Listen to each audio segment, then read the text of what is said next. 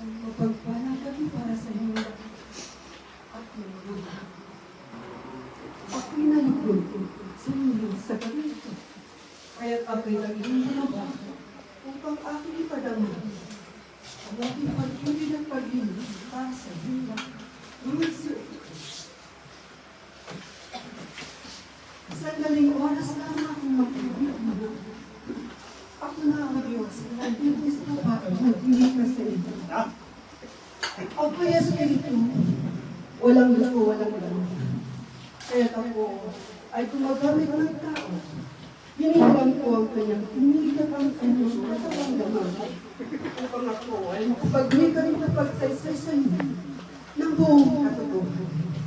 Ibinauna ako sa inyo lahat na ako ng Diyos na inusunod. Ako si Jehovah sa kasinunod, ang iyong Ama, ang Panginoon ng likha ng langit at lupa, at lahat ng bagay na nangyayari. May buhay, mga nakikita na harapan, at hindi nahahawakan.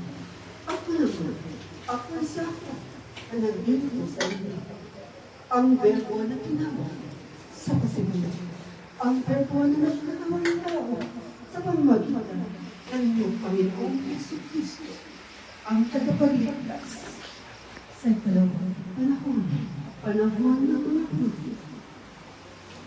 At ngayon, sa inyong panahon, ako'y nandito at pinaganak ko ang aking salita. Sa wakas ng panahon, ako'y darating. Ibubuhos niyo ang aking espiritu sa lahat ng mga taong kikilala at tatanggap sa aking pagkakas. Ang dami ng mga mapalat kayong lahat na nakikinig at tatanggap sa akin. Pinaksan niyo ang mga puso upang ako ipapasukin. Mapalat ako sapagkat hindi lamang kalakasan ng aking pinagkakaloon sa sinong makasusunod sa ako sa turang aral ng Panginoong Jesucristo na inyong ilaw. Sapagkat si Jesus ang daan, ang katotohanan at ang buhay, ang aking salita, ang magbibigay ng buhay sa inyo. Buhay na walang hanggan. Pakatandaan ninyo ang buhay ninyo sa lupa. Ito ang pinagdalian namin. Kaya gamitin ninyo ang inyong oras at panahon upang ipakita sa akin ang inyong pagsamba sapagkat ito ang inyong tungkulin dito sa lupa. Ang kayo'y sumunod sa lahat ng aking mga pinag-uutos upang pagdating ng oras na ang katawang ito na nabubulok ay muling babalik sa akin. Ang inyong espiritu ay muling makababalik sa akin. Kung hindi kayo makasusunod sa akin, at hanggang dito lamang kayo sa lupa, ang inyong binibigyang halaga ay para lamang sa laman, hindi ang para sa inyong kaluluwa. Kayo naman ang kabagabag at kaawa na akong nilalang. Ngunit umibig ko kayong lahat, kaya't nandito ako ngayon. Kayo'y aking nililikha, itinuturo ko ang matuwid na paraan ng pagsamba sa akin. Hindi sa salita naman, kundi ito'y sa puso. Sapagkat kung ang puso ninyo inyong buksan, pag-iwinisin, kasama ang inyong kaisipan, ako'y darating sa inyo at ako ang mag-aaral sa inyo. Masusunod ninyo ang aking mga batas na kaloob para sa inyo. Kaya pagtandaan ninyo ang pananampalataya ng pinagkakalob. Ito ay hindi basta lamang sapagkat ang kaloob ko ay buhay na walang hanggan. Ang inyong mga mahal sa buhay na namayapan na dito sa lupa, ang kanilang mga kaluluwa sapagkat hindi nila ako natin mapapakilala. Sila ay nagdurusa nila. Hindi sila makapasok sa aking kaharian. Natatanaw nila ang lawanan, ngunit hindi sila makalapit. Bakit? Sapagkat hindi sila makakilala sa akin. Kaya ang kanilang kaluluwa lahat ay nasa inyo. Sa pamamagitan ng inyong pananampalataya, pagsamba at pagkakila sa akin, pagtawag sa aking bagong pangalan sa inyong panalangin at pagsamo para sa kanilang kaluluwa. Sila ay aking luluwalhatid at pakaluban ng kapayapaan at bibigyan ng pagkakataon at sila'y muling mabuhay upang makay kanilang makilala, mamuhay sa mundo ito at sila nasa kanilang mga gawa na sa inyong mga gawa kayo ang gagawa sapagat ang lahat ng batas ay akin ang pinagkaloob. Ako'y huwag na dumating sa wakas ng panahon. Kayo'y aking hukuman sa pamamagitan ng inyong pagkatandaan ng mga kayo'y magmamahal ng buong kapatid. Magdamayan, huwag kayong magsasakitan sapagkat kayo'y isang katawan.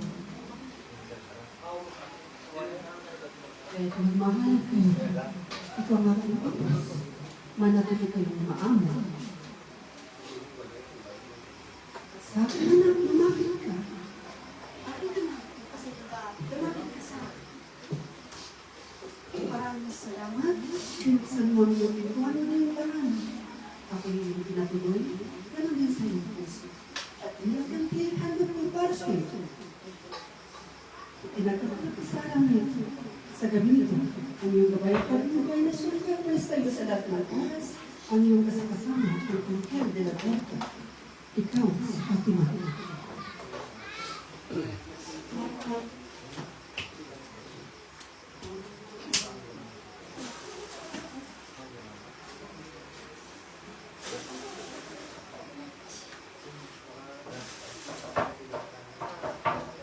Salamat, anak. Pakatandaan mo, saan ka man tutungo, saan ka man makarating, ang aking gabay at pagtumay ay nasa iyo. Huwag mo kong kalimutan bahagin sa lahat ng oras. Sa oras aking nagkaloob.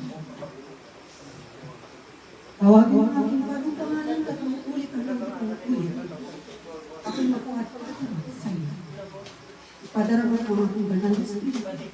Sapagkat kung sino ang kumikilala at sinusunod sa akin, ay ibubus ko sa kanya ang aking espiritu. Sapagkat ito aking patotoo sa huling panahon. Ganyan po kayo na nagkakamakal. Ganyan po kayo umiibig. Lahat kayo ay pagkailangan. Kayong lahat ay magsikap na makasunod sa akin. Ang iyong kaya, ang gano'n, ikaw ay aakay sa kanya. At mo sa akin. Salamat. Ito lamang mo. Kayo ay aking pinagpapala sa oras na ito. Ang aking pagpilin, huwag mong kalilimutan ang araw ng pagkikipag-tipad sa akin. Anim na araw na pinagkalap ko sa inyo upang gawin ninyo ang lahat ng bagay para sa inyong laman. Kung inyong naunawaan, isang araw ang aking hiningi upang kayo makipagkulayang pagtipan sa akin. Ito ang araw ng linggo at kayo ay aking hinihintay. Hinihintay ko kayo lagi ng anak. Alis ng kamutan. Ipapagkaloob niyo sa akin at para sa akin. At ang inyong mga kailiman, kung ito ay marapat, ay aking magpagkakaloob din sa inyo. Sapagkat mahal ko kayo. Maraming salamat at muli. Magandang gabi sa inyo. Pahal!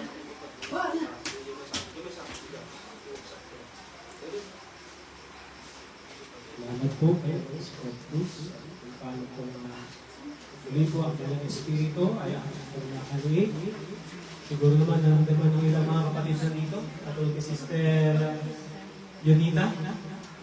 Kayo po ang binigay pong guardian angel po nyo ay si Fatin. Fatin. Siya po ang